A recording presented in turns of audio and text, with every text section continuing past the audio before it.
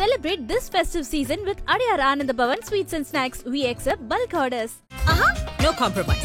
Unga side liya, enga side liya. GT Holidays, South India's #1 travel brand. Appavum, ippavum, eppavum. Chennai Silks. அதிரடி collection, சரவெடி celebration. எங்களுக்கு தரப்பட்ட இடத்துல நாங்கள் போய் அந்த ஸ்பாட்டில் நின்று நாங்கள் பேசிட்டோம். அதை தாண்டி எந்த தவறும் எங்கள் சைடில் நாங்கள் எதுவும் செய்யலை. தம்பி விஜய் அந்த இடத்துக்கு பரப்புரைக்கு போனதுனால தான் இது நிகழுது. நான் போகலைன்னா அது நிகழாதுல்ல. அப்போ காரணம் யாரு? இடும்பாவனம் காட்டி இது வரைக்கும் யாரையாவது ஒருமையில பேசி நீங்க பாத்துருக்கீங்களா? ஏன் ஒருமையில பேசுறாரு? ஆனா விஜய் பேசுறாருல்ல. ஏன் பேசுறாரு? வலி. ஒரு சின்ன குழந்தை செத்து கிடக்குது, அந்த குழந்தையோட வயிறு கிழிஞ்சு குடல்லாம் வெளில கிடக்குதுங்கிறது நேர்ல பார்க்கும்போது வரக்கூடிய வலி இருக்குல்ல. அவனே இவனே சாட்டை துருமுருகன் அவருடைய சேனல்ல அப்படி பேசுறாரு. இடும்பாவனம் காட்டி இஷ்டத்துக்கு பேசுறாரு. நீங்க போய் அந்த செத்த பணங்களை பாத்துருந்தீங்கன்னா உங்களுக்கு தெரியும்.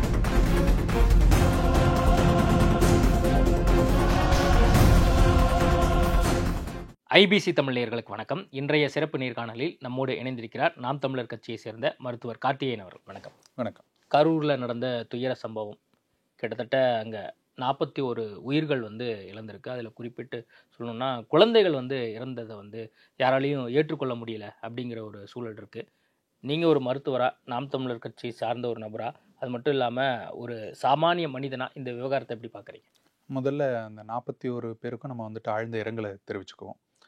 இதை நம்ம ரெண்டாக பிரித்து பார்க்க வேண்டியது இருக்குது. முதல் விஷயம், இது நடந்தது விபத்தா அப்படிங்கிறதுல நிச்சயமாக அதில் யாருக்கும் மாற்றுக்கிறதுல விபத்தாக நடந்திருக்கு அப்படிங்கிறதுல இருக்குது. இந்த விபத்து நடக்கிறதுக்கு முன்னாடி வரைக்கும் என்ன நடந்துச்சு, அதற்கு பின்னாடி என்ன நடந்துச்சு அப்படிங்கிறத நம்ம ரெண்டாக பிரித்து பார்க்கணும்னு நினைக்கிறேன். ஒன்று, இப்போ இந்த விபத்து நடக்கிறதுக்கு முன்னாடி நடந்த விஷயங்கள் எல்லாரும் சொல்கிறது என்னன்னாக்க, விஜய் அவர்கள் தாமதமாக வந்தார், அதே போல் கூட்டத்தை கூட்டணும் அப்படிங்கிறதுக்காக அந்த கரூரில் செந்தில் பாலாஜியோட நம்ம மாஸ் காட்டணும் அப்படிங்கிறதுக்காக பல யுக்திகளை கையாண்டாங்க. சம்பள நாளுங்கிறதுக்காக 5 மணிக்கு மேலே அவங்க கூட்டத்தை தள்ளி போட்டாங்க. அதே போல் அவர் உள்ளே வரும்பொழுது அந்த 500 மீட்டருக்கு முன்னாடி எல்லாத்தையும் ஆஃப் பண்ணிவிட்டு, லைட்டெல்லாம் ஆஃப் பண்ணிட்டு உள்ளே போயிட்டு அந்த கூட்டமும் இங்கே சேரணுங்கிறதுக்காக பண்ணார் அப்படிங்கிறதெல்லாம் குற்றச்சாட்டாக வைக்கிறாங்க. இதை எல்லா தலைவர்களும் செய்வாங்களா அப்படின்னு கேட்டாக்க, தன் கட்சிக்கு இந்த உலகத்திலேயே நான் தான் பெரிய மாசு, நான் வந்தாக்க இங்கே எவ்வளோ பெரிய கூட்டம் இருக்குது காட்டுறதுக்கு அப்படிங்கிற நோக்கத்தில் அவங்களுடைய வியூகங்களாக, அதாவது அரசியல் வியூகங்களாக இதெல்லாம் செஞ்சுருக்காங்களான்னு கேட்டால் நிச்சயமாக செஞ்சுருக்கிறாங்க. அதை எல்லாரும் செய்வாங்க. அதில் நான் விஜய் அவர்களை குறை சொல்லலை, எல்லாரும் செய்வாங்க. ஏன்னாக்கா உள்ளே வரும்போது எனக்கு ஒரு பெரிய மாசு இருக்குது அப்படின்னு காமிக்கணுங்கிறதுக்காக எல்லா கட்சிக்காரங்களும் அதை செய்வாங்க, தவறு இல்லை. அதே போல் இந்த கூட்டம் காலதாமதம் ஆகுதுங்கிறது அந்த நிர்வாகிகளுக்கு தெரிஞ்சிருக்குமா இல்லையா, அதுதான் கேள்வி. அப்போ காலதாமதமாகுதுன்னு தெரியும் பொழுது ஒரு தண்ணீர் கொடுத்துருக்காங்களா, உணவு கொடுத்துருக்காங்களா, அங்கே இருக்கிறவங்களுக்கு சரியான காற்றோட்டத்தை உருவாக்கி இருக்கிறாங்களா, இந்த கூட்டத்தை ஆர்கனைஸ் பண்ணியிருக்காங்களா அப்படிங்கிற கேள்வி வருது இல்லை. அதில் தான் நமக்கு பிரச்சனைகள் வருது. அதுக்கு பிறகு இப்போ ஒரு சம்பவம் நடக்குது, நிறைய பேர் மிதிப்படுறாங்க, உயிரிழக்கிறாங்க, இது எல்லாமே நடக்குது. அதன் பிறகு என்ன பண்ணுறாங்க அப்படிங்கிறது இருக்குல்ல. அந்த ஒரு உயிரிழப்பு நடந்துருச்சு அப்படின்னா அதை எப்படி அவங்க கையாளுறாங்க அப்படிங்கிறது இருக்குல்ல, அதில் தான் எல்லாருக்குமே விமர்சனங்கிறது வருது. நீங்கள் ஓடுறீங்க, சரி, நீங்கள் செய்தியாளர்களை சந்திக்கிறதுக்கு பயப்படுறீங்க, வெளியாயிடுறீங்க. சென்னைக்கு வந்த பிறகு, அதாவது உங்களுக்கு ட்ராவல் டைமில் ஒரு மணி நேரம் டைம் இருக்குது, அந்த நேரத்துலையாவது தன்னை ஒரு ஆசுவாசப்படுத்தி கொண்டு செய்தியாளர்கள் சந்தித்து இவங்களுக்கு ஒரு வருத்தம் தெரிவிக்கிறோம், இரங்கலை தெரிவிக்கிறோம் அப்படின்னாவது சொல்லிட்டு போவீங்கன்னு நம்ம எதிர்பார்க்குறோம். அதையும் சொல்லலை. குறைந்தபட்சம் நீங்கள் வீட்டுக்குள்ளே போயிட்டு செய்தியாளர்கள் சந்திச்சாதான் கேள்வி மேலே கேள்வி கேட்பாங்க அப்படிங்கிறது இருக்குது. இப்போ நீங்கள் வீடியோ வெளியிட்டது போல் வீட்டுக்குள்ளே போயிட்டு நீங்களாக ஒரு தனி வீடியோவாவது எடுத்து நீங்கள் வெளியிடுவீங்கன்னு நினச்சோம், அதுவும் வெளியிடலை. குறைந்தபட்சம் சரி, நீங்கள் போகலை, உங்களுடைய 2ஆம் கட்ட தலைவர்கள், 3ஆம் கட்ட தலைவர்கள், இவங்க யாராவது உள்ளே போவாங்க அப்படிங்கிறது எதிர்பார்த்தோம். மக்களுக்காக ஓடி போய் நிற்பாங்கன்னு எதிர்பார்த்தோம். உங்களுக்காக செத்த உயிர்களுக்கு நீங்கள் ஏதாவது செய்வீங்க அப்படிங்கிறத நம்ம எதிர்பார்த்தோம். இது எதையுமே செய்யலை. ஒன்றுமே இல்லைங்க. ஒரு கட்சி நிகழ்வில் ஒரு சாவு நடக்குது, அந்த கட்சிக்காக ஒரு சில உயிர் போயிருக்குன்னா முதல் விஷயம் என்ன பண்ணுவாங்க, அந்த கட்சிக்காரங்க ஒரு கண்ணீர் அஞ்சலி போஸ்டர் ஓட்டுறதா இருக்கட்டும், அவங்களுக்கு நேரில் போய் ஆறுதல் சொல்கிறதா இருக்கட்டும், அந்த கட்சி கொடியை போர்த்தி அந்த உடலுக்கு ஒரு மரியாதை செலுத்துறதா இருக்கட்டும், இதெல்லாம் செய்வாங்களா இல்லையா? எந்த கட்சியாக இருந்தாலும் செய்வாங்கல்ல. இதை எதையுமே செய்யாமல் அத்தனை பேரும் அப்படியே ஒரு 2 நாளைக்கு ஓடி ஒளிந்து கொண்டார்கள்ங்கிறது இருக்குல்ல, அதுதான் ரொம்ப ஒரு மனவேதனையை தரக்கூடிய ஒரு விஷயமா இருக்குது. இது எல்லாத்தையும் தாண்டி இதில் இப்போ நீங்கள் பின்னோக்கி பார்த்தீங்கன்னா இது போன்ற ஒரு மூடர் கூட்டத்தை உருவாக்காதீங்க, உங்கள் ரசிகர் படையாவே வச்சிருக்காதீங்க, நீங்க அரசியலுக்கு வந்துட்டீங்க, அவங்கள அரசியல் மயப்படுத்துங்கள் நாங்க திரும்ப திரும்ப திரும்ப திரும்ப எல்லாரும் சொல்லும்பொழுது நாங்கள் ஏதோ விஜய் வந்துட்டு கேவலமா விமர்சிக்கிறோம், அவர் வந்துட்டு வெறும் நடிகராக நாங்க பாக்குறோம் அப்படிங்கிற மாதிரிலாம் எங்கள் மீது வந்துட்டு அவ்வளவு குற்றச்சாட்டுகளை வச்சாங்க. ஆனா அதனுடைய விளைவு எங்கவா வந்து நிக்குதுங்கிறத பாருங்க. உங்க வாகனத்துக்குள்ள வந்துட்டு ஓடி ஓடி உழறான், அவன் உழறதுக்கு போறதுக்கு அளவுக்கு வந்துட்டு அவன் போறான், அவனை எல்லாம் ஆசுவாசப்படுத்துங்கள், அவங்களுக்கு வழிமுறை சொல்லுங்க. ஏறு நின்று மேடையில பேசும்பொழுது நீங்க பேசும்போது தொண்டர்களுக்கு அறிவுரை சொல்லுங்க, இந்த மாதிரி வரக்கூடாது, இப்படி நிக்காதீங்க, கூட்டமா வராதீங்க, இதெல்லாம் செய்யாதீங்கிறத நீங்க வந்துட்டு ஒழுங்குபடுத்துங்கள்ங்கிறத நம்ம திரும்ப திரும்ப சொல்றோம். அரசியல் மயப்படுத்துங்கள்ங்கிறது சொல்றோம், கொள்கைகளை சொல்லுங்க, நீங்க பேசுங்க அப்படிங்கறதெல்லாம் சொல்றது காரணம் என்னன்னா, அரசியல் மயப்படுத்த கூட்டமா இருந்தாக்க இப்படியான ஒரு நிகழ்வு நடந்திருக்காது. அப்ப அதையெல்லாம் செய்ய தவறிய நீங்கள், நேரம் தவறி வந்த நீங்கள், இது போன்ற தண்ணீர் கொடுக்காம போன நீங்கள், இந்த பொறுப்புகளை நான் எதையுமே எடுத்துக்க மாட்டேன்னு தள்ளி போறது இருக்குல்ல, அது வரைக்கும் நடந்ததை நம்ம வந்துட்டு ஏற்றுக்கொள்ள முடியுது. ஏன்னா எந்த அரசியல் தலைவனா இருந்தாலும் வந்துட்டு ஒரு மாதிரி அந்த மாதிரி செய்வாங்க. ஒரு பிரச்சனை நடந்துருச்சு, இப்ப இதுக்கு உண்டான பொறுப்பை யார் எடுத்துக்கணும்? அந்த பொறுப்பை எடுத்துக்கொண்டு இது எங்களுடைய தவறுகளை நாங்க உணர்றோம், இனிமேல் இது போல ஒரு தவறு நடக்காம நாங்க வந்துட்டு பாத்துக்குவோம் அப்படிங்கறது உங்க கட்சியில யாராவது ஒருத்தர் சொல்லியிருக்காங்களா? இப்போ வரைக்கும் என்ன சொல்றீங்க? வெளியாட்கள் உள்ள பூந்துட்டாங்க, அவங்க கொன்னுட்டாங்கிறது தான் வந்துட்டு இவங்க விஜய் அப்படி சொல்லல. இப்போ நீங்க அந்த வீடியோவை குறிப்பிட்டு சொன்னீங்க, அடுக்கடுக்கான குற்றச்சாட்டுகளை வைக்கிறீங்க. விஜய் வந்து இந்த ஒரு விபத்துங்கிறது நடந்திருக்க கூடாது, எல்லாரும் என்ன பார்க்க தான் வந்தீங்க, ஆனா இப்படி ஒரு விஷயம் நடந்துருச்சு, நடந்திருக்க கூடாத விஷயம் நடந்துருச்சு, நானும் மனுஷன் தானே, எனக்கு மிகப்பெரிய ஒரு வழி இருக்கு அப்படிங்கிறத அவர் பதிவு பண்ணியிருந்தார். குழந்தைகள் வரக்கூடாது, பெண்கள் வரக்கூடாது, முதியவர்கள் வரக்கூடாதுங்கிற இன்ஸ்ட்ரக்ஷன் கொடுக்குறீங்க. ஆனால் உங்களுடைய செயல்பாடு என்னவா இருக்கு? ஏன் சனிக்கிழமை வர்றோங்கிறதுக்கு உண்டான காரணம் அவர் என்ன சொன்னார்? எல்லாருக்கும் லீவ் நாளாக இருக்கும், எல்லாருக்கும் வந்துட்டு இதுவாக இருக்கும், அப்போ தான் வந்துட்டு நாங்கள் இங்கே வந்துட்டு நிகழ்த்த முடியும் நிகழ்ச்சி அப்படிங்கிறாங்களே. ஏன் இப்போ வேலை நாட்கள் நடந்தால் என்ன நடக்கும்? வேலை நாட்கள் நடந்தாக்கா கூட்டம் குறையும், அவ்வளோதானே உங்களுக்கு. அப்போ உங்களுக்கு கூட்டத்தை காட்டணும்னா யாரெல்லாம் வரணும்? லீவு நாட்களில் வைக்கும்போது தான் இந்த பள்ளி மாணவர்கள், சிறுவர்கள் எல்லாரும் உள்ளே வருவாங்க. அதுதானே உங்களுடைய ஸ்ட்ராட்டஜியாகவே இருந்துச்சு. அப்போ நாம் அதை விமர்சிக்கும் போது சனிக்கிழமை ஏன் வர்றாருன்னு விமர்சிக்கும் போது அதை நீங்கள் என்னவா எடுத்துக்கொண்டீங்க? ஏதோ தனிப்பட்ட காழ்ப்புணர்ச்சியில் உங்களை பற்றி சொல்கிறதா நீங்கள் எடுத்துக்கிட்டீங்கல்ல. இப்போது அந்த வீடியோவில் எடுத்துக்கோங்க, அதை நீங்கள் என்னவா மாற்றுறீங்க அப்படின்னா, எல்லோரும் அரசியல் செய்வாங்கங்க. திமுகவை யாரும் புனிதன்னு சொல்கிறதில்ல. செந்தில் பாலாஜி இப்படியான விஷயங்களை செய்வதற்கு கேப்பபிளான ஆளா? அவர் ஆட்சி அதிகாரத்துக்கு வருவதற்கு என்ன வேணாலும் செய்வார், அதற்கு உண்டான கேப்பபிளான ஆளு தான். யாரும் அதில் வந்துட்டு மாற்றுக்கிறது சொல்லலை. ஒரு கூட்டத்தை கூட்ட விடாமல் தடுப்பதற்கு என்னெல்லாம் செய்ய முடியுமோ எல்லாத்தையும் திமுக செய்யும். பாதையை தோண்டி போடும், எல்லாத்தையும் அடைப்பாங்க, உங்களை ஒடுக்குவதற்கு என்னெல்லாம் செய்ய முடியுமோ செய்வாங்க, குறுகலான இடத்த கொடுப்பாங்க, எல்லாமே பண்ணுவாங்க. திமுக செய்யக்கூடிய அரசியல்ங்கிறது இது எல்லாத்தையும் நாங்கள் யாருமே வந்துட்டு மறுக்கல, திமுக அதெல்லாம் செய்யும். அதே போல ஒரு நிகழ்வு நடந்துருச்சா, உடனே அந்த நிகழ்வை தனக்கு அரசியல் மயமாக்கி கொள்வதற்கு என்னெல்லாம் செய்ய முடியும்? உடனடியாக வந்துட்டு துணை முதல்வர் வருவார், உடனடியாக வந்துட்டு முதல்வர் வருவார், கள்ளக்குறிச்சிக்கு சாவுக்கு போகாதவங்கலாம் இங்கே வந்துட்டு ஓடி வருவாங்க. அது எல்லாத்தையும் திமுக செய்யும். ஏன்? அது ஒரு அரசியல் கட்சி. அது ஒரு நிகழ்வு நடந்துச்சுன்னா அதை அரசியலுக்கு தனக்கு சாதகமாக என்னெல்லாம் மாற்றிக்கொள்ள முடியுமோ அதை செய்வதற்கு அது செய்யும். அது செய்யுது இல்லை, நீங்கள் என்ன செஞ்சுக்கங்கிறது தான் கேள்வி. திமுக அது செய்யுது இல்லை, அரசியல் மயப்படுத்துறதுக்கு எல்லாத்துக்கும் செய்யுது. இப்போ செந்தில் பாலாஜி இதுக்கு கேப்பபிள் தான். நான் முதல் விஷயம், கரூரில் இப்படி ஒரு சம்பவம் நடந்துருச்சுன்னு எல்லாரும் மனசுலையும் உண்மையை தொட்டு சொல்லுங்க, எல்லாரும் மனசுலையும் தோணுச்சா இல்லையா, இதில் ஏதோ சதி இருக்குமோ அப்படிங்கிற தோணுச்சா இல்லையா? ஆனால் ஒவ்வொரு வீடியோவாக நீங்கள் வந்துட்டு சமூக வலைதளங்களில் எல்லாத்தையும் பார்க்கும்பொழுது, மக்கள் கதறி அழும்போது, எங்கேருந்து யார் யாரெல்லாம் வந்திருக்காங்க, எப்படி இந்த சம்பவம் நிகழ்ந்துச்சுன்னு நீங்கள் பார்க்கும்பொழுது அத்தனை சேனலும் லைவ் போட்டிருக்கு. யாரும் வந்துட்டு ரெக்கார்டட் ஷோ எடிட் பண்ணி போடல, அத்தனை சேனலும் லைவ் போட்டிருக்கு. அது இல்லாமல் நீங்கள் வச்சிருக்கக்கூடிய உங்களோட ஓன் கேமரா இருக்கு. விஜய் அவர்களுடைய கட்சி சார்பா, தாவேகா சார்பா அவங்க வச்சிருக்க ஓன் கேமரா இருக்கு. இத்தனை கேமரா இருக்கு. அதை தாண்டி அங்கே 27,000 பேர் இருக்காங்க அப்படின்னா குறைஞ்சபட்சம் 20,000 செல்போனாவது இருந்துச்சு. 20,000 செல்போனு ரெக்கார்ட் பண்ணிருக்கு. அந்த 20,000 செல்போன்லையும் என்னென்ன எவிடன்ஸ் இருக்கோ எல்லாத்தையும் அவனும் லைவ்ல போட்டிருக்கான். யாரும் வந்துட்டு ரெக்கார்ட் பண்ணி எடிட் பண்ணி எல்லாம் போடல. அவனும் லைவ் ஸ்ட்ரீம் பண்ணியிருக்கான். ஃபேஸ்புக்கில், இன்ஸ்டாகிராமில் எல்லாரும் லைவ் ஸ்ட்ரீம் பண்ணியிருக்கான். அத்தனை வீடியோக்களும் இருக்கு. இப்போ நம்ம பார்க்கும்பொழுது நிச்சயமாக தெரியுது அவங்க வந்துட்டு அவ்வளோ தூரம் நான் வறண்டு போய் தண்ணீர் இல்லாமல் கடந்திருக்காங்க, கீழே விழுந்திருக்காங்க, மிதிச்சிருக்காங்க. விஜய் அவர்கள் பேசி கொண்டிருக்கும் போது இங்கே வந்துட்டு 4 பிணங்கள் கிடக்குது. பிணங்கள் மீது வந்துட்டு அவர் பேசிட்டு இருக்காரு. அப்போ அதை வந்துட்டு ஒரு கட்சி தலைவர் அங்கே வந்துட்டு நிற்கும்பொழுது ஒரு சின்ன சலசலப்பு நடந்தாலும் உங்களுக்கு கண்ணுக்கு தெரிய வேண்டாமா? உங்கள் நிர்வாகிகள் கொண்டு வந்து சேர்க்க வேண்டாமா? உங்கள் நிர்வாகிகள் வந்து கேட்கணுமா இல்லையா? ஒன்றுமே இல்லைங்க, நாம் தமிழ் கட்சியில் இதில் வந்துட்டு ஒருத்தங்க பேசுகிறாங்க அப்படின்னா, அண்ணன் சீமான் அவர்கள் மேடையில் பேசிட்டு இருக்காரு, ஒரு சின்ன சலசலப்பு வந்துச்சுன்னா அவர் நிறுத்துறாரா இல்லையா? பேச்சை நிறுத்திட்டு கீழே இறங்கி வராருல்ல.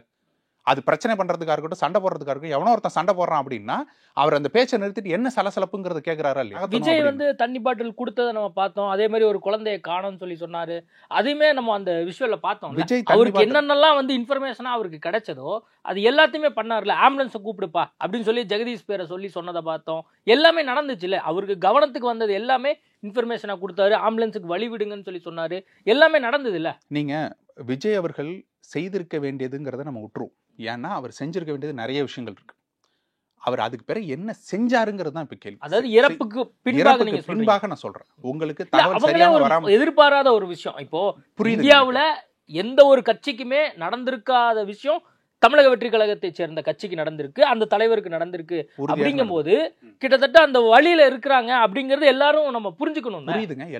எல்லாருக்கும் அந்த வழி இருக்கு. யாருக்குமே வந்துட்டு ஒரு 41 உயிர் போனதுல 1% வந்துட்டு இது நடந்திருக்கணும்னு சொல்லக்கூடிய ஆட்கள் யாருமே கிடையாது. அது உங்களை சப்போர்ட் பண்ற வேணா சில பேர் சொல்லுவாங்க, செத்தது நல்லதுதாங்க, உங்களுக்கு இனிமே நல்ல ஓட்டு விழுன்னு சொல்றதுக்கு வந்துட்டு சில யூடியூபர்ஸ் இருப்பாங்க, அவங்க வேணா சொல்லுவாங்க. ஆனா உண்மையா மனசாட்சி உள்ள அத்தனை பேருக்கும் இது வலிக்கும். 41 பேருங்கிறது. அதனாலதான் எங்க அண்ணன் சீமான் வந்து சொல்லும் போது என்ன சொன்னார்னா, நம்மளை விட வலி வந்துட்டு விஜய்க்கு அதிகமா இருக்கும்னு சொன்னார். எல்லாரும் அதுதான் எதிர்பார்த்தோம். உங்களுக்கு அதிகமான வலி இருக்குன்னு தான் எதிர்பார்த்தோம். நீங்க ஒரு வீடியோ வெளியிடுறீங்க, அந்த வீடியோல கொஞ்சமாவது வலி தெரியுதாங்கிறது தான் இருக்கு. மொத்தமாக வீடியோல உங்களால அந்த வலியை உணர முடியலையா? மொத்தமாக நடிப்பாக இருக்குங்கிறதானுங்க. நீங்க ஸ்கிரிப்டடா நீங்க பண்றீங்க. எல்லாமே ஸ்கிரிப்டட் தாங்க. அவரோட கட்சியை பொறுத்த வரைக்குமே எல்லாமே ஸ்கிரிப்டடா நடக்குது. அதுல யாரும் தவறு சொல்லல. நீங்க வீடியோவும் ஸ்கிரிப்டடா வைக்கிறீங்க, ஓகேங்களா? அதை வச்சுட்டு போங்க, பிரச்சனை இல்லை. ஆனா ஒரு குறைந்தபட்சம் நான் தார்மீக பொறுப்பேற்றுக்கிறேன், இனிமேல் இது போல நடக்காம பார்த்துக்குவோம், நாம எல்லோரும் இணைஞ்சு செயல்படுவோம், மக்களுக்காக நான் வருந்துறேன், இதுல என் மீது இருக்கக்கூடிய தவறுகளை நான் இனிமேல் திருத்திப்பேன், நேரத்துக்கு வர்றதுக்கு முயற்சிக்கிறேன், நாம வந்துட்டு இனிமேல் அரசியல் மயப்படுத்தப்பட்ட ஒரு கூட்டமாக நகருவோம். அதை எதாவது நீங்க பேசுறீங்களாங்கிறது இருக்குல்ல.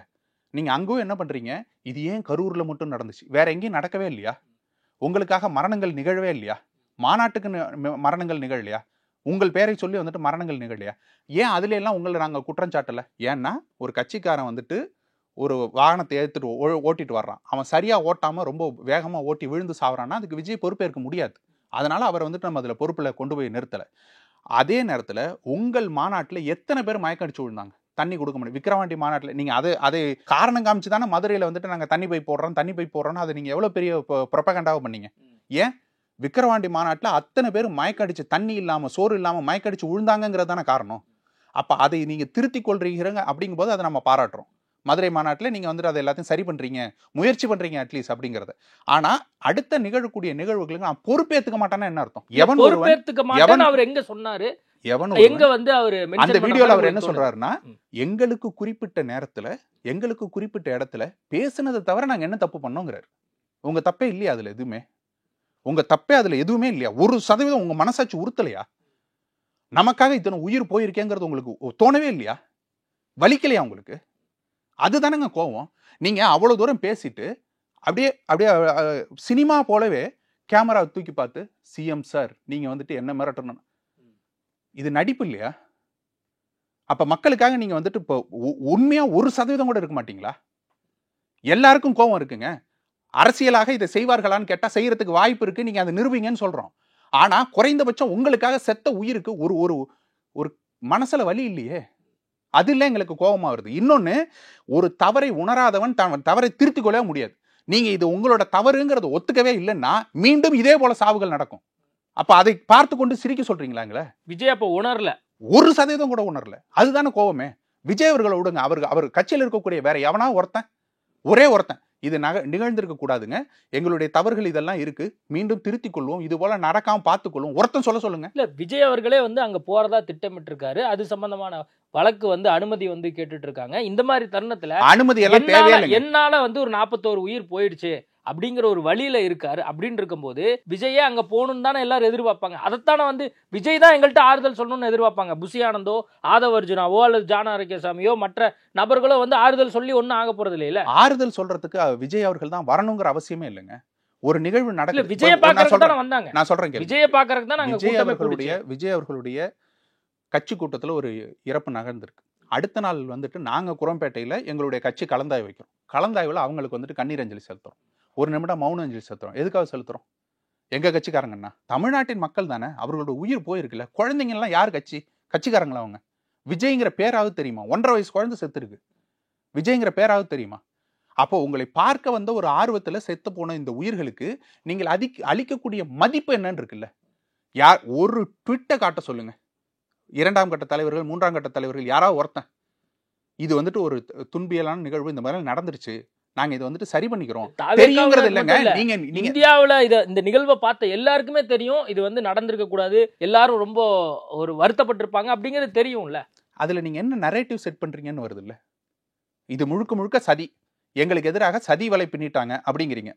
பின்னி இருக்கிறதுக்கு வாய்ப்பு இருக்கா? வாய்ப்பு இருக்கு, யாருமே மறுக்கல. ஆனா அந்த வாய்ப்பை நீங்க எடுத்து காட்டுங்கன்னு சொல்றோம். நான் சொன்னது போல 20,000 செல்போன் ரெக்கார்ட் பண்ணிருக்கு, எங்க வீடியோ எவிடன்ஸ் இருக்குன்னு கேட்கிறோம். அப்போ இது சதியா இல்லையான்னு கேட்டா சதி இல்லைங்கிறது போலதான் இப்போ வரைக்கும் மக்களுக்கு தெரியுது. அப்ப நீங்க சதினா எடுத்து காட்டுங்கன்னு சொல்றோம்.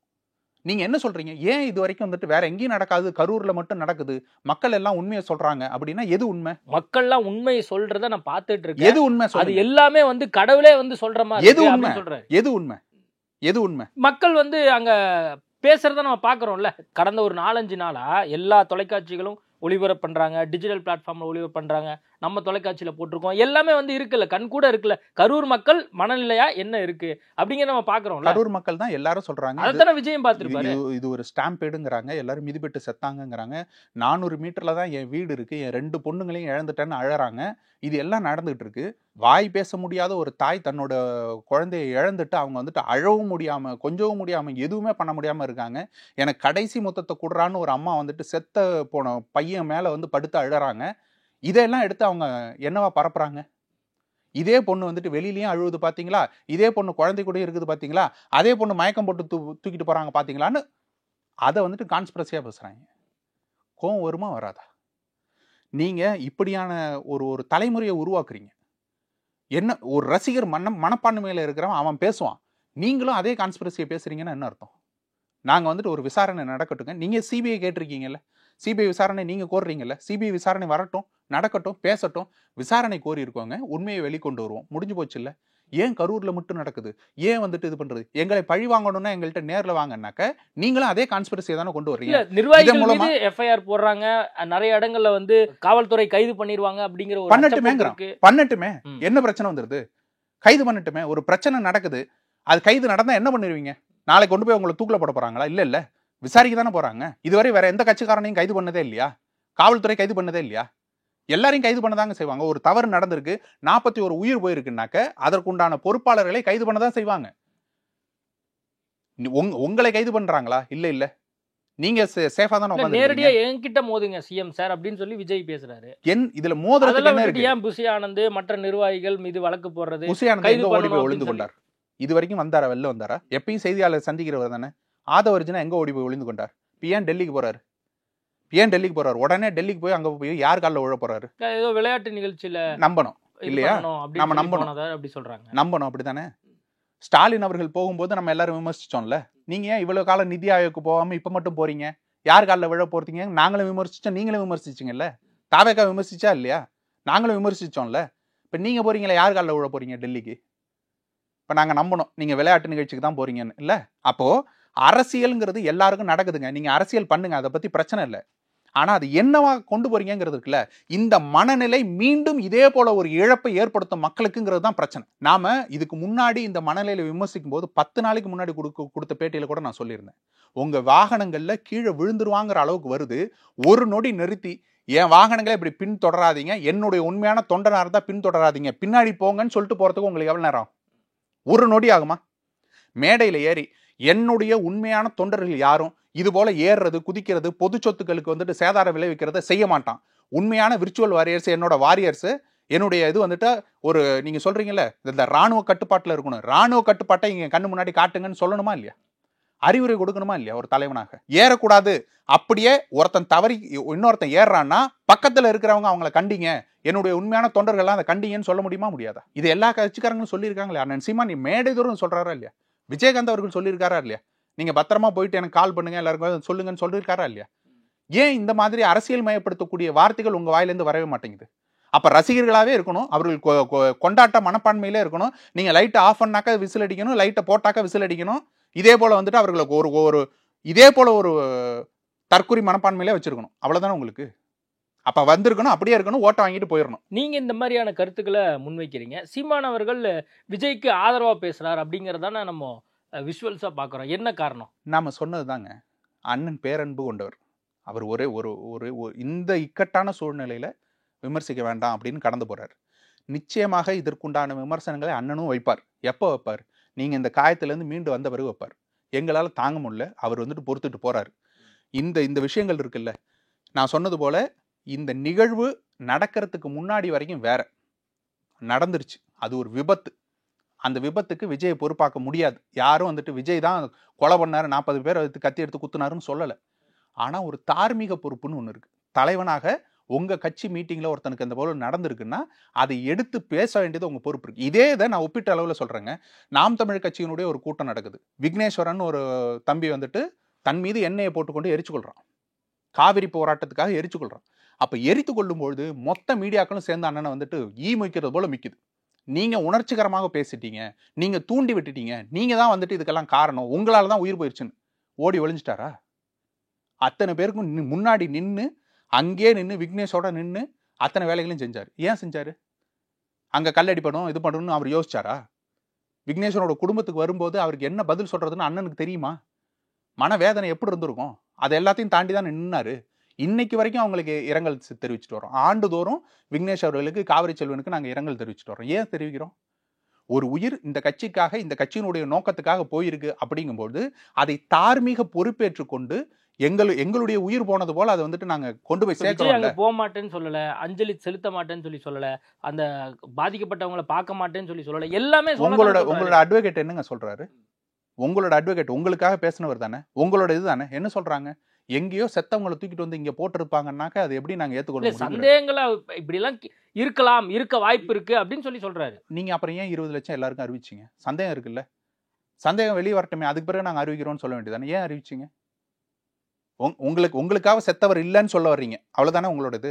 இப்ப 41 உயிர் போன பிறகு அந்த 41 உயிரை நீங்க என்னவா கொச்சப்படுத்துறீங்கன்னா, எங்கேயோ செத்துட்டான் அவனை கொண்டு வந்து இங்க போட்டு இந்த கணக்குல காமிச்சிட்டாங்க அப்படின்னு நீங்க சொல்றீங்கன்னா, உங்களுக்காக அவன் சாவலன்னு சொல்றீங்க, அவ்வளவுதானே. அப்ப அது கொச்சப்படுத்துறது இல்லையா? அப்படி கொச்சைப்படுத்தும் பொழுது அவனுக்கு ஏன் நீங்க அறிவிச்சீங்க 20 லட்சம்? வரட்டுங்க, உண்மை தெரியட்டும், அப்புறமா அறிவிக்கிறேன்னு சொல்ல வேண்டியதானே. ஏன்னா உங்களுக்கு அரசியலுங்க இல்ல, மக்கள் மத்தியில நம்ம வந்துட்டு அது 10 லட்சம் கவர்மெண்ட் அறிவிச்சிருங்க, நம்ம 20 லட்சமா அறிவிச்சிடணும் அப்படிங்கிறது, அவ்வளவுதானே உங்களுக்கு. அப்ப உயிரினுடைய விலைங்கிறது அவ்வளவுதான் இல்ல. ஒரு வலி, ஒரு உணர்வு, அதை கொண்டு போய் கடத்தணும், கொண்டு போய் சேர்க்கணுங்கிறது இல்ல. உங்களுக்கு பிரச்சனை அங்கதாங்க இருக்கு. உங்களுக்கு இது தவறு, இது நாம செஞ்சது, இதை உணர்ந்து கொள்றது இருக்குல்ல, இது ஒரு பிரச்சனை, இது உணர்ந்து கொள்றது. அன்னைக்கு காவிரி செல்வன் செத்த போது, விக்னேஷ் அவர்கள் செத்த போது அண்ணன் சொன்ன வார்த்தை என்ன தெரியுமா? இது எல்லாருக்கும் நாங்க வந்துட்டு காட்டமா சொல்றேன், ஒரு உயிர் அப்படிங்கிறது வந்துட்டு எவ்வளவு விலை மதிப்பற்றது. நீ இருந்திருந்தீங்கன்னா எனக்கு இன்னொரு 100 பேருக்கு பலன்டா, நீ இருந்திருந்தீங்கன்னா இன்னொரு 10 பேர் செய்ய வேண்டிய வேலையை நீ செஞ்சிருப்படா. இப்ப நீ போயிட்டியே, நான் யாரை வச்சு செய்வேன்னு. அத்தனை பேருக்கும் அது வந்துட்டு ஒரு செய்தியா இல்லையா? நீ இருந்திருந்தீனாக்கா இன்னொரு 10 பேர் வேலையை நீ செஞ்சிருக்கலாம், இப்ப நீ போயிட்டியே, நான் யாரை வச்சு செய்வேன்னு கேட்டார். அப்ப அந்த அறிவுறுத்தல்னு ஒண்ணு இருக்குல்ல, அந்த வலியை உணர்ந்து இது இனிமேல் நடக்க கூடாது, இது போல இன்னொருத்தன் செய்யவே கூடாதுங்கிற அறிவுறுத்தல் இருக்குல்ல, அந்த அறிவுறுத்தலை நீங்க எங்க செய்றீங்கிறோம். ஏறாதீங்க, இது போல குதிக்காதீங்க, இது போல கரண்ட் கம்பத்துல போய் ஏறுறது, ஜெனரேட்டர் உடைக்கிறது, இதெல்லாம் செய்யாதீங்கிற அறிவுறுத்தல் உங்கள்ட்ட இருந்து வரணுமா இல்லையா? அப்ப இது எதையுமே செய்யாமல் நாங்க அரசியல் மட்டும்தான் பண்ணுவோம் அப்படின்னாக்க நீங்க ஜனநாயகனா இருப்பீங்களா, பிணநாயகனா இருப்பீங்களாங்கிற கேள்வி வந்துருது இல்ல. அப்ப இதோட முடிய போறது இல்லைங்கிறது ஆகுது இல்ல. அது இப்ப இந்த நிகழ்வோட நீங்க முடிக்கணும் அப்படின்னா, இது போல இன்னொரு தடவை நடக்கக்கூடாதுன்னா இந்த அறிவுறுத்தல்கள் நீங்க கொடுக்கணுமா இல்லையா மக்கள்? இல்ல, அவரு மாநாட்டிலயா இருக்கட்டும், அது மட்டும் இல்லாம பல்வேறு இடங்கள்ல வந்து கரண்ட் கம்பத்துல நிக்கும் போது கூட காவல்துறையின உதவியோட இறங்குங்கன்னு சொன்னதா இருக்கட்டும், எல்லாமே சொன்னார்ல. நம்ம கடந்த நிகழ்வு எல்லாம் பார்த்தோமே, நாகையிலயா, திருவாரூர்ல, எல்லா பக்கமும் அதெல்லாம் நடந்தும்போது நம்ம பார்த்தோம்ல. கட்டுப்படுத்தணுங்க. ஒரு தலைவனுக்கு உண்டான பண்பே என்னன்னா, தன்னை நோக்கி. அதுதான் இப்ப 1.5 வருஷம் தான் ஆகுது அப்படிங்கும்போது கொஞ்சம் கொஞ்சமா தானே எல்லாமே நடக்கும். அரசியல் நீங்க சொன்னது மாதிரி எல்லாருக்கும் நல்லா தெரியும், அங்க வர்றவங்க எல்லாருமே அரசியல் படுத்தப்பட்டவர்கள் அல்ல, கொள்கை கூட்டம் அல்ல, எல்லாருமே ரசிகர் மனப்பான்மையோட வராங்க அப்படிங்கிறது எல்லாருக்குமே கலை யதார்த்தம். இதை நம்ம சொல்லும் போது அவங்க ஏத்துக்கிறது இல்லையே. அவங்க என்ன சொல்றாங்க, இது அத்தனை பேரும் அரசியலுக்காக தான் வர்றாங்க, அவர் தான் கட்சி ஆரம்பிச்சிட்டாரு, அரசியலுக்காக தான் வர்றாங்கன்னு தானே அவங்க சொல்றாங்க. அப்படிப்பட்டவங்களே அரசியல் மயப்படுத்துங்கன்னு சொல்றோம். நீங்க நான் சொல்றதுங்க, விஜய் அவர்கள் சொல்றது இருக்குல்ல, என்னுடைய உண்மையான தொண்டனை இதை செய்யணும்னு சொன்னா கட்டளையா சொன்னா அவன் செய்வானா இல்லையா? அன்பு கட்டளையா சொல்லுங்கன்னு நம்ம சொல்றோம். நீங்க வேண்டுகோள் விடுக்கிறீங்க, அன்பு கட்டளையாக அதை இடுங்கள்னு சொல்றோம். ஏன் அதை சொல்றோம்? நீங்கள் கட்டளையாக இட்டால் கேட்பான். 2ஆம் கட்ட தலைவர்கள் ரெண்டாம் கட்ட தலைவர்களோட பொறுப்புங்கிறது என்ன? இவர்களை வழிமுறைப்படுத்தி இவ்வளோ இடம் விடுங்க, இங்கே இடம் விடுங்க. ஒன்றுமே இல்லைங்க. இப்போ இந்த வாகனம் வருது, எங்கள் அண்ணன் சீமான் வந்திருக்கு, வாகனங்களை உருவாக்கணும், அந்த வாகனத்தின் மீது பிரச்சாரத்தை உருவாக்கணும். இப்போ கூட்டம் மொத்தமாக நிற்கும். ஆனால் அவர் எந்த இடத்தில் வந்து பேச போகிறாரோ, இப்போ மற்றவர்கள்லாம் கூட குறை சொன்னாங்க, 50 மீட்டருக்கு முன்னாடியே அவர் நின்று பேச சொன்னாங்க, ஆனால் உள்ளே விடுங்கன்னு விஜய் சொன்னார், விஜய் ஆதவர்ஜுனாவும் சொன்னாங்க உள்ளே விட சொல்லி அப்படின்னாங்க. அதுக்கு கூட ஒரு காரணம் இருக்குது. நான் ஏன்னு சொல்கிறேன். ஏன்னா அந்த இடத்துக்கு தான் கேமராவை ஃபோக்கஸ் பண்ணி எல்லாரும் வச்சுருப்பாங்க. அங்கே தான் வந்துட்டு ஜென்ரேட்டர் கனெக்ஷன் கொடுத்துருப்பாங்க, அங்கே தான் மைக்கு சொருவறதுக்கு இடம் கொடுத்துருப்பாங்க. அப்போ அந்த இடத்துக்கு வந்தது தவறு இல்லை நான் சொல்கிறேன். ஏன்னா நாங்களும் அப்படியான ஏற்பாடுகளை தான் செய்கிறோம். அண்ணனுடைய வாகனம் வருதுன்னா அந்த இடத்துக்கு தான் வந்துட்டு கேமரா ஃபோக்கஸ் பண்ணியிருப்போம், அங்கே தான் வந்துட்டு தோரணங்கள் கட்டியிருப்போம். அப்போ அங்கே தான் வந்து அண்ணன் பேசணுங்கிறதுக்கு நாங்களும் ஏற்பாடு பண்ணுவோம். ஆனால் நாங்கள் செய்யக்கூடிய ஒரே ஒரு வித்தியாசம் என்னென்னா, ஒரு கோலமாவை எடுத்து ஒரு சதுரத்தை போட்டு இந்த இடத்துக்குள்ளே தான் வாகனம் நிறுத்தும் அப்படின்னு சொல்லி வச்சுருந்தோம்னா கூட்டம் அதுக்குள்ளே கூடாது. எங்களுடைய கூட்டம் கட்டுப்பாடாக அது நிற்கும். கட்டுப்பாடை மீறி யாராவது வர்றான்னா ரெண்டாம் கட்ட தலைவர் போய் அங்கே நிற்பாங்க. இது வந்துட்டு அண்ணனோட வாகனம் நிற்கக்கூடிய இடம், இங்க வராதீங்கன்னு சொல்லி தள்ளி விலக்கி வைப்பாங்க. நீங்க ஆல்ரெடி ரொம்ப வருஷமா களத்துல ரொம்ப வருஷம் இல்லைங்க, ரொம்ப வருஷம் இல்லைங்க. நீங்க ஸ்ட்ராட்டஜி வச்சிருக்கீங்க, பிளானர் வச்சிருக்கீங்க, இத்தனை பேர் வச்சிருக்கீங்க, கட்சி பொறுப்பாளர் கொண்டு போய் அந்த இடத்துல இந்த இடத்துல தான் வாகனம் வரப்போகுது, இந்த இடத்துக்கு இவ்வளவு இடம் விட்டு தான் நிக்கணும் போட்டு வைக்க முடியாது அவங்களால. பவுன்சர் போட்டு வைக்கிறீங்களா? விஜய் அவர்களை யாரும் தொற்றக்கூடாதுன்னு பவுன்சர் போட்டு வைக்கிறீங்கல்ல, ஏறி குதிச்சிடக்கூடாதுன்னு அவருக்கு மேல வந்துட்டு பாதுகாப்பு வளையம் போடுறீங்கல்ல. மக்களுக்கு அந்த பாதுகாப்பை ஏற்படுத்தணுமா இல்லையா? திமுக காரங்க, நாம் தமிழர் தம்பிகள்லாம் ஒற்றுமையா சேர்ந்து விஜய் அடிக்கிறீங்களே, இப்படி ஒருபோதும் இல்லை. இப்ப நாங்க சொல்றதும் அவர் மீதும் அவர் கட்சியினர் மீதும் இருக்கக்கூடிய அக்கறையினால்தான்.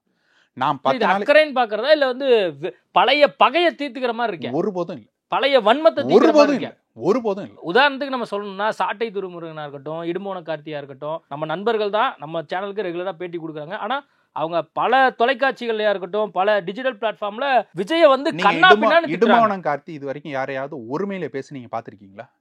ஏன் ஒருமையில பேசுறாரு? ஆனா விஜய பேசுறாருல. ஏன் பேசுறாரு? வலி. நீங்க அங்க போய் நின்று ஒரு சின்ன குழந்தை செத்து கிடக்குது, அந்த குழந்தையோட வயிறு கிழிஞ்சு குடல்லாம் வெளில கிடக்குதுங்கிறது நேர்ல பார்க்கும்போது வரக்கூடிய வலி இருக்குல்ல. இந்த தமிழினத்துக்காக நம்ம போராடிக்கிட்டு இருக்கோம். இப்படி போராடும்போது அந்த இடத்துல வந்துட்டு இப்படி செத்துட்டாங்களா அப்படின்னு நினைக்கும்போது அந்த சாவுக்கு ஒரு பொறுப்பேற்று கொண்டு இனிமேல் நடக்காத பார்த்துக்கொள்றேன்னு ஒரு வார்த்தை சொல்லத்துக்கு வக்கில்லைங்கும் போது கோபம் வருமா வராதா? அந்த கோபமும் வலியும் தான் இதுல இந்த வார்த்தைகளா வர்றது. நீங்க அந்த கோபமே வரக்கூடாதுன்னு சொன்னா என்னங்க அர்த்தம்? இல்ல கோபம் வர்றது நியாயமான கோபமா இருக்கலாம், அதுல ஒண்ணு மாற்று கருத்து. ஆனா இஷ்டத்துக்கு வார்த்தையை விடுறது வருங்க, அப்படிதான் வரும். தரக்குறைவா பேச வரும், கண்டிப்பா வரும். உங்கள் மீது விமர்சனங்கள் அப்படிதான் வரும். தாவேகா நிர்வாகிகளும் அந்த கட்சி சார்ந்திருக்கக்கூடிய கீழ்மட்ட லெவலில் இருக்கக்கூடியவங்க எல்லாம் நாம் தமிழரையும் இடுமோன கார்த்தியும் சாட்டை திருமுனையும் உங்களையும் வந்து கடுமையா விமர்சனனால இப்ப அவங்க மன சோர்வுல இருக்கும் போது ஒரு என்ன பண்றதுன்னு தெரியாம முழிச்சிட்டு இருக்கும் போது இப்ப வந்து நீங்க எல்லாரும் சேர்ந்து அவரை டம்ப் பண்ண பாக்குறீங்க. இல்ல, தாவேகாவோட தோல் கொடுத்து நின்னோம். அந்த உயிர்கள் இறந்தவருக்கு நாங்க போய் தோல் கொடுத்து நின்னோம். முதல் ரத்த குருதி கொடையை கொடுக்கறதுக்கு அண்ணன் கட்டளையிட்டோன்னு முதல் ஆளாக போய் நின்னது நாம் தமிழ் கட்சி தான். திமுக அரசியல் செய்து கொண்டிருந்தது, நாம் தமிழ் கட்சி ரத்தத்தை கொடுத்து கொண்டிருந்தது. யாருக்காவது ரத்த தேவை இருந்துச்சா உடனே சொல்லுங்க, நாங்க வந்து நிக்கிறோம்னு குருதி கொடை பாசறை போய் நின்னுச்சு, அங்க நின்னுச்சு. நாம் தமிழ் கட்சி அப்படியாக நின்னுது. களத்துல இல்லாதவர்களுக்கு நாங்க போன் பண்ணோம், அத்தனை தாவேக நிர்வாகிகளுக்கும் நாங்க போன் பண்ணோம், என்ன உதவி வேணும் சொல்லுங்க, நீங்கள் இது போல அறிக்கைகளை வெளியிடுங்க, அவர்களை வழிகாட்டணும். ஏன் வழிகாட்டுறோம்? ஏன் நாம் தமிழ் கட்சி அதை செய்யணும்? களத்துல இல்லாதவர்களுக்கு நாங்க போய் சொல்றோம், இது போல நீங்க வந்துட்டு வெளியில வாங்க பேசுங்க, அது தவறா போயிடும், நீங்க உங்களுடைய தலைவர் வந்துட்டு ஒரு வீடியோ எடுத்தாவது போட சொல்லுங்க சொல்றோம். ஏன் சொல்றோம்? அக்கறையில தான் சொல்றோம். தாவேகா மீது வந்துட்டு எங்களுக்கு வந்துட்டு தனிப்பட்ட வெறுப்பு, அவர்கள் வீழ்ந்துடணும், இதோட அழிஞ்சு போயிடணும். வீடியோ எல்லாம் பார்க்கும்போது பேசும்போது அப்படிதான் தெரியுது. இல்ல அவனே இவனே சாட்டை துரைமுருகன் அப்படி பேசுறாரு, இடுமோன கார்த்தி இஷ்டத்துக்கு பேசுறாரு. நீங்க போய் அந்த செத்த பணங்களை பாத்துருந்தீங்கன்னா உங்களுக்கு தெரியும். பார்க்க போறாருல, அதுக்கு முன்னாடி என்ன அவசரம்? என்ன அவசரம்? அடக்கம் பண்ணி முடிச்சு எல்லாம் அழுது ஓஞ்சி மரத்து போன பிறகு போறதுக்கு பேர் வந்துட்டு பார்வையிடுறது இல்ல. அசம்பாவித சம்பவம் நடக்க கூடாதுங்கறதுக்காக இந்த மாதிரி எல்லாம் வந்து பதட்டமான சூழல்ல விஜய் அவர்கள் போறதை விடுங்க, விஜய் அவர்கள் போறதை விடுங்க. அவர் போயிருந்தா நீங்க சொல்றது போல வந்துட்டு இன்னும் 1,00,000 பேர் கூடியிருப்பானா? கூட போறான்னா? மருத்துவமனையில எப்படி பண்ணணுங்கிறது வந்துட்டு பொதுமக்களுக்கு தெரியாதா? விஜய் அவர் போயிட்டார், செல்ஃபி எடுக்கணும் போய் நிப்பானா? 41 பேர் செத்து கிடக்கும்போது செல்ஃபி எடுக்கணும் போய் நிக்கிறவன் தான் அவனும். அப்படி நிக்கிறவனுங்க தான். பட் எத்தனை பேர் நின்றுவான்? காவல்துறையை தடுக்காதா? விஜய் அவர்கள் போகலங்க, விட்டுருங்க. ஆதவர்ஜுனா போயிருக்க முடியாதா? புசி ஆனந்த் போயிருக்க முடியாதா? வேற யாருமே உங்கள்கிட்ட நிர்வாகிகள் யாரும் போய் நின்றுக்க முடியாதாங்க? நின்றுக்க முடியுமா? முடியாது. அவங்க போனாலும் வந்துட்டு 100 பேர் கூடுவாங்களா? 1000 பேர் கூடுவாங்களா? அவர்கள்ட்ட செல்ஃபி எடுத்துக்கணும் நிற்பாங்களா? ஏன் போகல நீங்க? 2ஆம் கட்ட தலைவர் நீங்க முத நாள் பயந்துட்டீங்க. எல்லாருக்கும் ஒரு இது இருக்கு, ஒரு பிரச்சனை இருக்கு, என்ன நடக்குமோங்கிறது பிரச்சனை இருக்கு. நாம இப்போ உள்ள போனாக்க அங்க மக்கள் எப்படி ரெஸ்பாண்ட் பண்ணுவாங்களோங்கிறது பயம் இருக்கு, எல்லாம் இருக்குங்க. ஆனா வீடியோக்கள் வெளில வருது, அங்க இருக்கிறவங்க இறந்து போனவர்கள் கூட வந்துட்டு விஜய் அவர்களை வந்துட்டு குறை சொல்லி பேசல. இது தவறு நிகழ்ந்துருச்சு, இது வந்துட்டு எல்லார் மீதும் தவறு இருக்குங்கிறது எல்லாரும் சொல்றாங்க. ஆட்சியாளர்களுடைய நிர்வாக கோளாறு இருக்கு, நீங்க சொல்றது போல போலீஸ்காரங்க எல்லாரும் வந்துட்டு இது வழி நடத்திருக்கணும் எல்லாம் எடுத்துட்டு இருக்கு, இது எல்லாரும் சொல்றாங்க. அந்த சமயத்துல அது போலாம்ல, நமக்கு பெரிய எதிர்ப்பு இல்லன்னு தெரிஞ்ச சொன்னது மாதிரி. இப்போ அங்க இறந்தவர்கள் குடும்பம் கூட விஜய கார்னர் பண்ணல, யாருமே கார்னர் பண்ணலங்க. சில பேர் வந்து சீக்கிரமா வந்திருக்கணும், அவர் வந்து முழு பொறுப்பு அவர்கிட்ட கிடையாது அப்படின்லாம் சொல்றாங்க. இப்ப சீமான் கூட அதை புரிந்து கொண்டு இப்போதைக்கு நம்ம அதை பத்தி பேச வேண்டாம் அப்படின்னு சொல்லி இன்னைக்கு கூட வந்து திருமாவளவன் வந்து புசி ஆனந்த் மீது வழக்கு போட்டிருக்கீங்க, ஆனா ஏன் வந்து விஜய மீது வழக்கு போடல அப்படிங்கிற கேள்வி கேட்கிறாரு. அவரை கூட கைது பண்ணலாம் அப்படிங்கிற மாதிரி திருமாவளவன் சொல்றாரு. இன்னைக்கு அது தொடர்பா சீமான் அவர்கள் கூட கடந்து போறாரு. ஆனா நீங்க நாம் தமிழர் தம்பிகள் எல்லாரும் வந்து நிர்வாக கோளாறு சம்பந்தமா பேச மாட்டேங்கிறீங்க, காவல்துறையினுடைய அந்த மெத்தன போக்கை பத்தி பேச மாட்டேங்கிறீங்க, உளவுத்துறையை பத்தி பேச மாட்டேங்கிறீங்க, விஜயை மட்டும் நீங்க டார்கெட் பண்றீங்க. நிர்வாக கோளாறு இருக்கு. ஆனா நிர்வாக கோளாறு எல்லாரும் செய்வாங்களான்னு கேட்டா நிச்சயமா செய்வாங்க. நாம் தமிழர் கட்சி இது அத பத்தி ஏன் சொல்றேன், அத பத்தி நான் ஏன் சொல்றேன். நாம் தமிழர் கட்சி எங்க வந்துட்டு இடம் கேக்குதோ, எந்த இடத்துல அனுமதிக்கப்பட்ட இடத்துக்கு நம்ம வந்துட்டு பர்மிஷன் கேட்கிறோம்னு கொடுக்க மாட்டாங்க, எல்லாத்தையும் ஓரத்துல தான் போடுவாங்க. எல்லா எதிர்கட்சிகளுக்கும் திமுக அதை தான் செய்யும். ஆளுங்கட்சியாக யார் இருந்தாலும், அதிமுக இருந்தாலும் அதான் செய்வாங்க. உங்களை தூக்கி ஓரமா தான் போடுவாங்க, ஒரு குப்பையான இடத்துல தான் போடுவாங்க, மூத்திரச்சந்துக்குள்ள தான் பேச சொல்லுவாங்க. இது எல்லாத்தையும் செய்யும் நிர்வாகம், அதை தான் செய்யும். ஆனா கட்சி நிர்வாகிகள் அதை சரிபடுத்தணுமா இல்லையா, ஒழுங்குபடுத்தணுமா இல்லையா? பொறுப்பு உங்கள்கிட்ட இல்லவே இல்லைன்னு சொல்றீங்கன்னா என்ன அர்த்தம்னு கேட்கிறோம். நாங்க அதுக்கு பொறுப்பே இல்லை, நாங்க பாட்டுக்கு பேசிட்டு வந்தோம், இதுல எங்க மேல தப்பு என்னன்னு கேட்கிறாரு. உங்க மேல தப்பே இல்லைங்கிறீங்களா? இப்போ அந்த கூட்டம் கூடுதுங்க, நீங்க சொல்றீங்க நிர்வாகம் சரியில்லை. இப்ப நான் காவல்துறை மீது நான் சொல்றேன், 500 போலீஸுக்கு பதிலாக 1000 போலீஸ் போட்டாங்க, இல்ல 1,00,000 போலீஸ் போட்டாங்க. என்ன பண்ணிருப்பாங்கன்னு நீங்க நினைக்கிறீங்க? அடிச்சு ஓட்ட முடியுமா எல்லாரையும்? இப்ப அவர்களெல்லாம் அடிச்சிருக்கணும்னு நீங்க சொல்ல வர்றீங்களா? அந்த காவல்துறையினர் என்ன செஞ்சிருக்கணும்னு மட்டும் எனக்கு சொல்லுங்க. காவல்துறையினர் என்ன செஞ்சிருக்கணும்? அடிச்சிருக்கணும், கூட்டம் கூடாம தடுத்துருக்கணும். அந்த நிகழ்ச்சியை ரத்து பண்ணி இருந்திருக்கலாம், இல்ல வந்து கூடுதலா வந்து காவல்துறைகளை வந்து காவல்துறை போட்டுட்டாங்க. இந்த கூட்டத்தை இப்படியான மனநிலை உள்ள இந்த கூட்டத்தை ஒரு சம்பவம் நடந்திருக்காது அப்படிங்கிற பார்வை தான் எடுத்து வைக்கிறாங்க. நடந்திருக்கும். இத பத்தி ஏன் வந்து நீங்க பேச மாட்டீங்க? இன்னும் அதிகமா நடந்திருக்கும்னு சொல்றேன். இப்ப காவல்துறையினர் உள்ள வந்திருக்காங்க, காவல்துறையினர் இன்னும் இப்ப 500 பேருக்கு பதிலா 1000 போலீஸார போட்டிருக்காங்க. இதே போலீஸ் வந்துட்டு தடியடி நடத்துறாங்க, கூட்டம் கூடாதீங்கன்னு தடியடி நடத்துறாங்க. என்ன நீங்க செஞ்சிருப்பீங்கன்னு சொல்லுங்க. அந்த கூட்டம் தடியடி நடத்தி இருந்தால் அது வந்துட்டு கலைந்து போற கூட்டமாகவோ இதுவா இருந்துச்சா? 20,000-30,000 பேர் இருக்கும்போது 500 காவலர்கள் சேர்ந்து என்ன பண்ண முடியும்னு நினைக்கிறீங்க? துப்பாக்கி சூடு நடத்தணும்னு சொல்றீங்களா? என்ன அந்த காவலர்கள் என்ன பண்ணிருக்கணும்னு நீங்க சொல்லுங்க. உங்களுக்கு அனுமதி கொடுத்துடணும், கண்டிப்பா கொடுத்துடணும் இல்லையா? அனுமதி கொடுக்காம மறுக்க கூடாது, கூட்டத்தை கூட விடாமல் தடுக்க கூடாது. பேரிகேட் போட்டு எல்லாரும் அங்கே திரும்பி போங்க, 10,000 பேருக்கு மேல நீ என்ட்ரி போட்டு அனுப்ப முடியாது. அப்போ இந்த இது காவல்துறையினர் செய்துங்கிறதுல குளறுபடிகள் இருக்கு, யாருமே மறுக்கிறதுக்கு இல்லை. ஆனா காவல்துறை குளறுபடி தான் பண்ணுன்னு தெரிஞ்ச அரசியல்வாதிகள் அதை சரி பண்ணணுமா இல்லையாங்கிறதான் கேள்வி. காவல்துறை குளறுபடி தாங்க பண்ணும், கண்டுக்காது. உங்களை வந்துட்டு அடிச்சுட்டு சாவுங்கடாங்க. எங்கள் மீது கல்லெறியும் பொழுதோ, எங்கள் மீது மேடை ஏறி வந்துட்டு திமுக அடிக்கும் பொழுதோ எந்த காவல்துறையா தடுத்துருக்கு சொல்லுங்க? நாங்க பர்மிஷன் வாங்கி நடத்தும் போது ஒரு பெண் பேசிட்டு இருக்கும்போது, எங்களுடைய அக்கா முன்னாள் நிர்வாகி இருந்த காளியம்மாள் அக்கா வந்துட்டு பேசிட்டு இருக்கும்போது பாட்டில விட்டு அடிக்கிறான். காவல்துறை பக்கத்துல நின்று வேடிக்கை பார்த்துட்டு இருந்துச்சு. அது தடுக்கும் நீங்க நினைக்கிறீங்களா? அது எல்லாம் அப்படி செய்யுங்கிறது அத்தனை அரசியல்வாதிக்கும் தெரியும். இப்போ பல்வேறு இருக்குன்னு தாவேக்கவினர் குற்றச்சாட்டு வைக்கிறாங்க. இப்போ செருப்பு எரிந்ததற்கான ஆதாரம் வந்து விஷுவலா இப்ப வந்து இந்த மாதிரி பல்வேறு ஆதாரங்கள் நான் அந்த வீடியோவை நான் உங்களுக்கு காமிக்கிறேன். செருப்பு எரிஞ்சது விஜய் அவர்கள் இங்க பேசிட்டு இருக்காரு, இந்த பக்கம் ஆம்புலன்ஸ் போகுது, ஆம்புலன்ஸ் வந்துட்டு மீடியனை தாண்டி அந்த பக்கம் போகுது, அதை நோக்கி அவர் பேசிட்டு இருக்காரு, ஏன் ஆம்புலன்ஸ் போகுதுங்கிறதெல்லாம். இப்ப இந்த பக்கத்துல இருந்து செருப்பு வீசப்படுது, அந்த வீசப்பட்ட இடத்துல இருக்கிறத வீடியோ எடுத்திருக்காங்க, அந்த வீடியோ காட்சிகள் இருக்கு. ஏன் செருப்பு வீசுறான்னா கீழே உழுந்து மிதிப்பட்டுக்கிட்டு இருக்கான், உதவி கேட்கறான், உதவுறதுக்கு யாருமே இல்லை. அவர் பாட்டுக்கு பேசிட்டு இருக்காரு, அவர் பாட்டுக்கு அங்க நடந்துகிட்டு இருக்கு. அப்ப இங்க இருந்து என்ன பண்றான்னா கவனத்தை ஈர்க்கிறதுக்காக செருப்பை வீசுறான். செருப்பை வீசின இடத்துக்கு தான் அவர் தண்ணி பாட்டில் எடுத்து வீசுறாரு. இது வந்துட்டு வீடியோ காட்சிகளா இருக்கு. செருப்பு வீசணும்னா கெட்ட வார்த்தையில யார் திட்டுறான்னா உங்க கட்சி தொண்டன் திட்டுறான். எவன்டா அவனுக்கு செருப்பை எடுத்து வீசுறதுன்னு தான் திட்டுறானே தவிர எவனோ ஒருத்தன் சதி செஞ்சு இதை போட்டுட்டான் அப்படின்னு சொல்லி நீங்க இதை திசை திருப்புறது என்னவா எடுத்துக்கிறது? வீடியோ ஆதாரம் நேரடியாக இருக்கிறது, எல்லாரும் பார்க்க முடியுது, எல்லாரும் இருக்கு. அந்த இடத்துல எடுத்த நான் வீடியோ வேணாலும் உங்களுக்கு அனுப்புறேன். இவர் பேசி கொண்டிருக்கும் போது அந்த ஆம்புலன்ஸை பத்தி பேசிட்டு இருக்கும்போது 2 பிணங்கள் கிடக்குது, உயிர் போயிடுச்சு. ஒருத்தன் சிபிஆர் பண்றதுக்கு ட்ரை பண்ணிட்டு இருக்கான், உயிர் போயிருச்சு. இன்னொருத்தர் இறந்து கிடக்கிறாரு, சட்டை இல்லாம கிழிஞ்சு போய் உடலோட இறந்து கிடக்கிறாரு. இந்த 2 பிணங்களுக்கு நடுவில் தான் அவர் வந்துட்டு ஆம்புலன்ஸை பற்றி பேசிட்டு இருக்காரு. அந்த வீடியோ வேணாலும் நான் உங்களுக்கு அனுப்புறேன், நீங்க போடுங்க. அப்ப அந்த இடத்துல இருந்தா செருப்பு எடுத்து வீசுறாங்க, எங்களை உதவி பண்ணுங்கன்னு கேட்கறதுக்கு தான் வீசுறாங்க. இதை வந்துட்டு சூழ்ச்சி அப்படின்னு நீங்க கொண்டு போறீங்கன்னா உங்கள் மீது இருக்கக்கூடிய பொறுப்பு எடுத்துக்க மாட்டீங்க. கவனத்துக்கு வரல, அவருக்கு அந்த விஷுவலா அதை பார்க்கல, அதனால பேசிட்டு இருந்தார் அப்படிங்கறதெல்லாம் ஒரு பரம் இருக்கு. நிச்சயமாக. ஆனா நான் என்ன கேட்கிறேன், இப்போ நீங்க திமுகவோட சேர்ந்துட்டு நீங்க ஏதோ டீலிங் போட்டுட்டு சாட்டை துரைமுருகன், கார்த்திகேயன், இடுமோன கார்த்தி ஏதோ டீலிங் போட்டுட்டு நீங்க திமுக விமர்சிக்கிறத விட்டுட்டு இப்ப விஜய் விமர்சிக்கிறீங்க, அரசாங்கத்தை விமர்சிக்கிறத விட்டுட்டு விஜய் விமர்சிக்கிறீங்க அப்படிங்கிற பார்வை தான் வந்து நிக்குது. அரசாங்கத்தை நிச்சயமாக விமர்சிக்கிறோம். எந்த இடத்துல விமர்சிக்கணும்னு நீங்க சொல்லுங்கன்னு சொல்றோம். இந்த ஒரு வீடியோ ஆதாரம் இருக்குங்க. ஒரு மகளிர் ஒருத்தவங்க சொல்றாங்க, கத்தி வச்சிருந்தாங்க, கத்தியை வச்சு கிழிச்சிட்டாங்க அப்படின்னு சொல்றாங்க. நான் கேட்கறேன், 20,000 செல்போன் இருந்துச்சுல்ல, எவனாவது ஒருத்தன் அது போல காட்டுங்க, நாங்க நிச்சயமாக விமர்சிக்கிறோம். நிச்சயமாக விமர்சிக்கிறோம். திமுகவை எங்களை விட நீங்க கிழிச்செறியறதுக்கு வேற ஆளே கிடையாது. அந்த அளவுக்கு நாங்க திமுகவை வந்துட்டு எதிர்த்து களமாடி கொண்டு இருக்கிறோம். திமுகவை அவர்கள் செய்யக்கூடிய அத்தனை விஷயங்களை அமலப்படுத்தி கொண்டு இருக்கிறோம். இப்ப அண்ணன் போடக்கூடிய அத்தனை மேடைகள்லையும் திமுகவை பேசாத நாட்களே இல்லை, அவ்வளவு தூரம் கிழிச்சு தொங்க விட்டுக்கிட்டு இருக்காரு. நீங்க எங்களை காசு வாங்கிட்டீங்கன்னு பேசுறீங்கன்னா ஏன் உங்க மனப்பான்மை அப்படி போகுதுன்னா, நீங்க வீடியோக்கு காசு கொடுத்து அப்படியே ப்ரோமோட் பண்ணிட்டு இந்த வீடியோ விஜய் பேசக்கூடிய இந்த வீடியோவை ப்ரோமோட் பண்றதுக்கு ஒரு வீடியோக்கு 20,000 பேரம் பேசிட்டு இல்ல, அது வந்து மறுத்துட்டாங்க. நேத்து இரவே வந்து அந்த லூப் நிறுவனம் வந்து மறுத்துட்டாங்க. அப்படி ஒரு நபர், ராகேஷ்ங்கிற நபர் நினைக்கிறேன், அவர் வந்து எங்க ஆதாரம் வெளியான பிறகு நீங்க மறுத்துட்டு போறீங்க. ஆதாரம் வெளியான பிறகு நீங்க மறுத்துட்டு போறீங்க. இதை தாண்டியும் பல இடங்கள்ல நீங்க ப்ரோமோட் பண்ணிட்டு இருக்கீங்க. எல்லாருக்கும் காசு கொடுத்து நீங்க ப்ரோமோட் பண்ணிட்டு இருக்கீங்க. அது எல்லாருக்கும் வெளிப்படையாக தெரிஞ்ச விஷயம். நீங்கள் காசு கொடுத்து எழுத வச்ச ஊடகம் உங்களுக்கு எதிராக இப்ப மாறி பேசுது.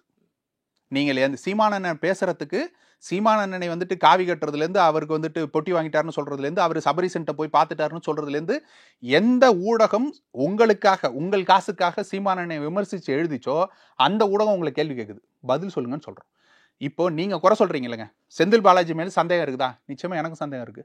ஆனா அந்த மனுஷன் வந்து உட்காந்து பேசுறாருல, ஊடகத்தை பார்த்து பேசுறாருல, அவர் மீது தப்பு இருக்கு, நீங்க தப்பை நிரூபிக்கிறதுக்கு நம்மளால முடியல, எதுவும் வந்துட்டு இல்ல, என்கிட்டயும் ஆதாரம் இல்லை, உங்கள்கிட்டயும் ஆதாரம் இல்லை, ஆனா அந்த மனுஷன் வந்து பேசிட்டார்ல, நீங்க வந்து பேசுங்கன்னு சொல்றோம். நீங்க சந்திக்க வேண்டாங்க, உங்களுக்கு வந்துட்டு ஊடகத்தை சந்திக்க பயமா இருக்கு, உங்களுடைய 2ஆம் கட்ட நிர்வாகிகளை அனுப்புங்க, பேசுங்க, என்ன ஆதாரத்தை நீங்க வச்சிருக்கீங்கிறத காட்டுங்க.